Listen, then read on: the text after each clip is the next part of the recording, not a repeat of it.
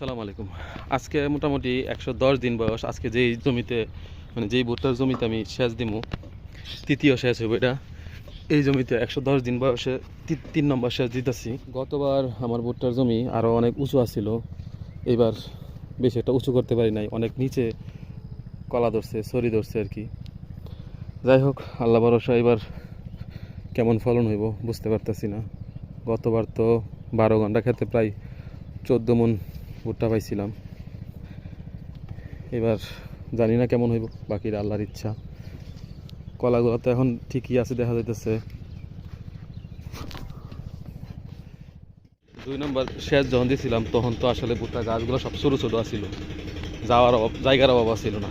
এখন তো কোন দিক দিয়ে জাম হইলে বুঝতে পারতেছি না, কারণ সকালবেলা গাছের পাতার মধ্যে কুয়াশা। এখন অনেকটা ঘুরে আইছি, কিন্তু আবার পরে রাস্তা এই যে অবস্থা, চিকুন রাস্তা, আইটা দেওয়া কষ্ট হয়ে যায়। এরপরে ধান ক্ষেতের কারণে পানিতে ভিজা ভিজা হয়েছে, পিছলা কয়েকবার খাইছি, কয়েকবার পইরাও গেছি। বেশি দূরে পড়ি নাই, ক্ষেতের ভিতরেই পড়ছি।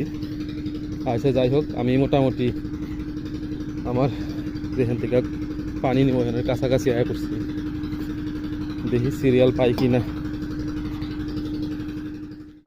ভুট্টার জমিটা এমন একটা জায়গার মধ্যে পড়ছে যে যেই কলের থেকে পানি নেই, অনেকটা দূরে জায়গা। ও যে দেখা যাচ্ছে ফুল, ওইটা হচ্ছে আমার জমি।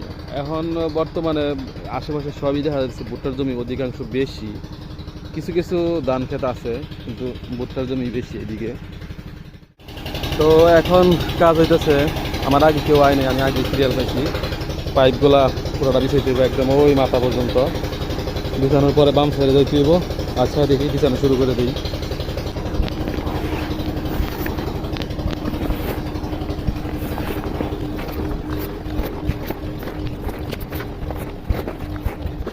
রোজার দিন সেচ দিতে হইব না, কিন্তু এখন সেচ দেওয়া ছাড়া অবস্থা নাই।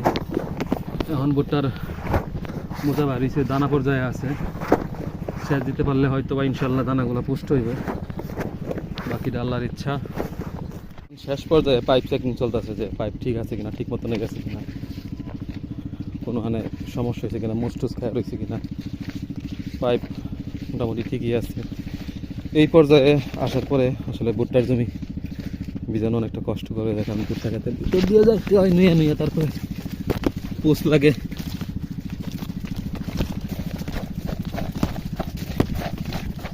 কল স্টার্ট দেওয়া হয়ে গেছে, এই যে পানি আয় পড়ছে, সোজা পাইপ দেওয়া।